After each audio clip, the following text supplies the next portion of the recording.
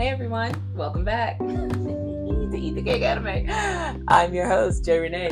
And I'm her loving husband and Yes. the person who keeps her laughing, Ron. Yes. Happiness all day long. Hey, sometimes you gotta laugh to keep from crying, but we are so glad to be able to bring you this podcast today. We are thankful for life, thankful for health, thankful for strength, because it seems like every week it's something going on in the world. Oh boy.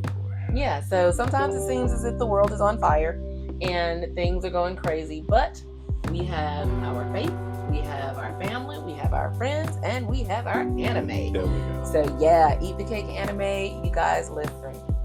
The reason why I even started off the podcast like that is because today we're reviewing Ranking of Kings.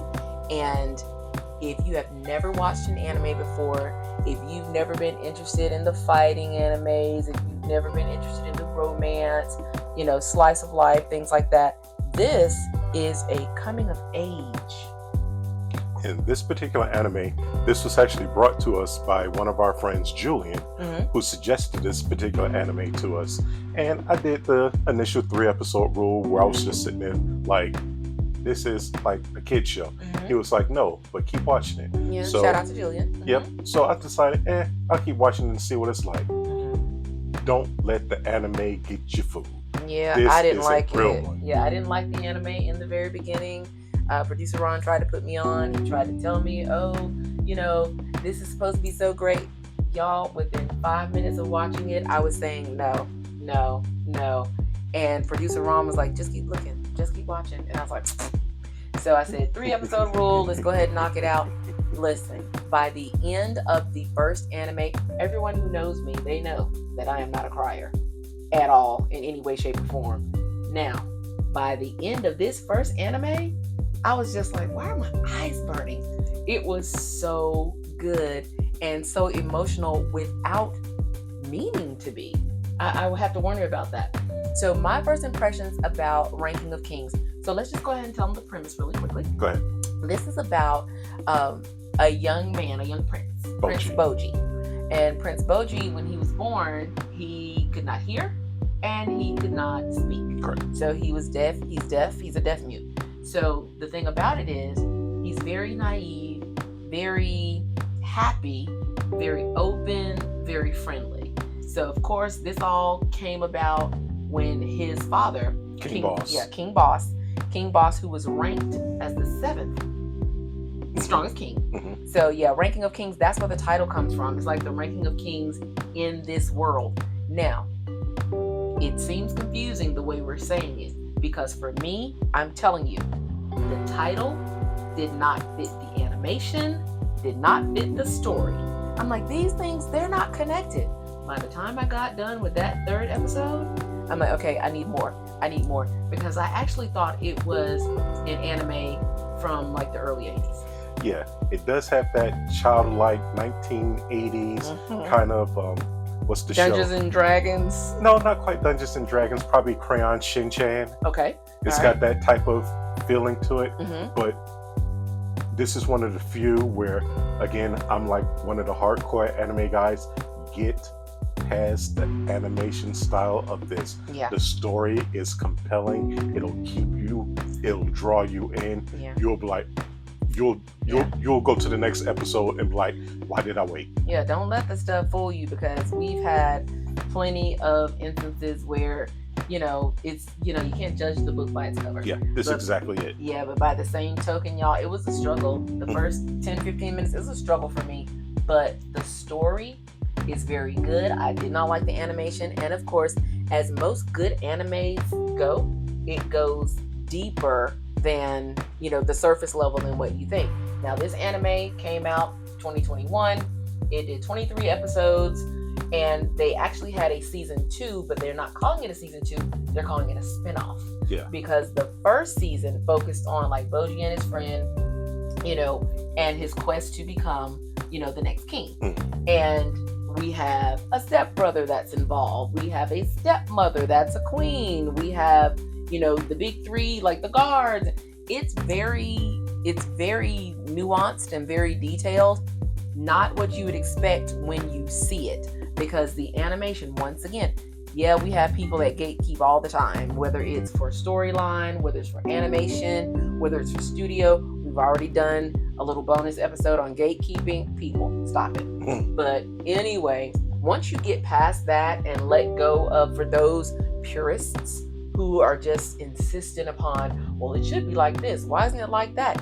The manga didn't have it, like that. Manga came out in 2017.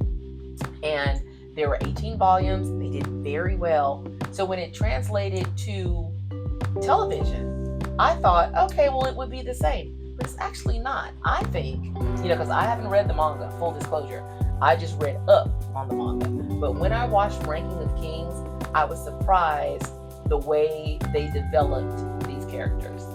They developed these characters and they kept the integrity of the story, which is what I really love. Everything in respects to like King Boss, Daida, Kage, Daida's Bojji, even Despot. Despot's a whole mess. Yeah, listen, these characters, while they're supplementary, they're actually complementary to the story and to Bojji. I was wondering with Ranking of Kings, my first thought was, how is this going to work? And the prince can't talk and the prince can't hear. This is the first anime that I had ever seen where sign language was introduced, and on a royal level, and it was neat.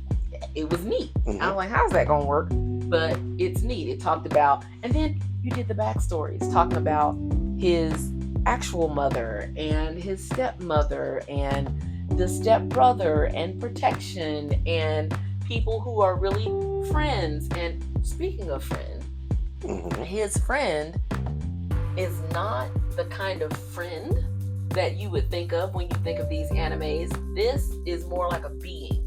His friend is more like a being, but in that particular world, they're known to be assassins. Yeah, assassins, lowest of the lows. I don't want to call him an ink spot, and I don't want to call him like a ghost. But I will let you see, Producer Ron, unless you want to let the people know like what the deal is. But the fact that Bojji trusted this entity, and this entity in turn, when you looked at his backstory, you're just like, oh my goodness, this was an unintentional heartstring tugging anime. You took the words out of my mouth. Yeah, that's my thing. It tugged on the heartstrings, and I kept saying, I don't know if I can watch it. I don't know if I can make it. I don't know if I'm going to do it. It's going to bring out all these emotions. And it did, and it was actually a good thing. Yeah, Ranking of Kings, I really, really enjoyed it. Yeah, Ranking of Kings, I'm telling everybody, please try your best. Get past the first, second, third episode. Just watch it. In respects to everything, in respects to the story, it will draw you in. Like I said, when I initially looked at it, I saw the animation. I thought it was a child show. And I even complained a little bit to my friend who suggested it to me, like, why are you suggesting this mess to me? Right. It's like, we want things now. Everybody knows I'm a shonen person. We know you love slice of life and isekai and, things like that. Yes. I like, the medieval fantasies and things like that. This had a little bit in it that was enough to make both of us kind of skeptical. But again, in relation to what's going on in the world today, that's why we have to push past certain things. Because for one, some things are not what they seem. Two, just because someone is saying something or trying to make declarations or trying to, what's the word these days that people love to use? Gaslight? That you're going to fall for it. Listen. Anime is a great escape. Eat the Cake Anime, we are constantly pushing. That's why we do this podcast. With everything going on in the world, don't you deserve a little fantasy in your life, a little escapism? For some people, it could be reading a book. Some people, it could be drinking a glass of wine or 2 or 7. It's different for everyone. But Eat the Cake Anime, we want to make sure that, listen, these things have real world parallels to everything that's going on. Everything from how someone is ruling an area to what it's doing to the people, to how the people are viewing their leader. It's very cleverly done, and I think unintentionally so. And it's also good to watch it together or to watch it separately and then to come back and speak about it and actually get the other person's perspective on it, because sometimes I can look at it and gain one thing or see one parallel and the other person can state their opinion and be like, I didn't even see that. I mean, cool. And when you say look at it together, like who should be watching this, or should it be couples, should it be families? I think this is a very family-friendly anime. Yeah, I believe so as well. And it talks about, people who are different, people who are differently abled, different skills and things like that, and how they contribute. They're not just here to be here. Yeah, and the best thing about King Bojji is, this man is a deaf mute, and it shows you these additional strengths, these additional knowledge and everything that he gains or is granted. And it's like, don't judge a book by its cover. Like, this dude is a whole little kid or a whole miniature giant who has like no strength, no power, and look what he was able to do. Yeah, the protagonist is a big surprise. Now, on a scale of 1 to 10, I actually gave it a 7 because, once again, for me, you guys, the animation did not fit the storyline, did not fit the title of the anime. I'm like, one doesn't have to do with the other, doesn't have to do with the other. But if you go along, you begin to see the connections. Yeah, this particular one, I'm just going to give 1 point ahead of you. I'm going to give it an 8 because the animation, again, it was too childish for me, but the story kept me engrossed the entire time. Yeah, it was deep. It was very deep. So you can find Ranking of Kings right now. Where is it? I think we saw it on Crunchyroll. I know it's available on the other streaming services. Someone actually told me about a streaming service called Hi Anime. I don't know if that's like a pirated, whatever. It was actually in passing 2 days ago. So I haven't had a chance to look at it, but I hear that that's a good place to find it. But of course, Crunchyroll is always available. Someone asked me, why don't you talk about Funimation? I mean, Funimation is gone, but there still works. We don't really focus on the studio. I think we like to focus more on the anime itself. Correct. Yeah, so we here at Eat the Cake Anime, we definitely recommend Ranking of Kings if you want something a little emotional, if you want something that you can watch with kids, or friends, just something to talk about. If you want to see differently abled people showcased, this is the perfect anime for that. So anything else, Producer Ron, before we get out of here? No, ma'am. All right, you guys, thank you so much for joining us again at Eat the Cake Anime. And until next week, don't forget, it is okay to do what, babe? Enjoy anime. Okay, until next time. See you guys.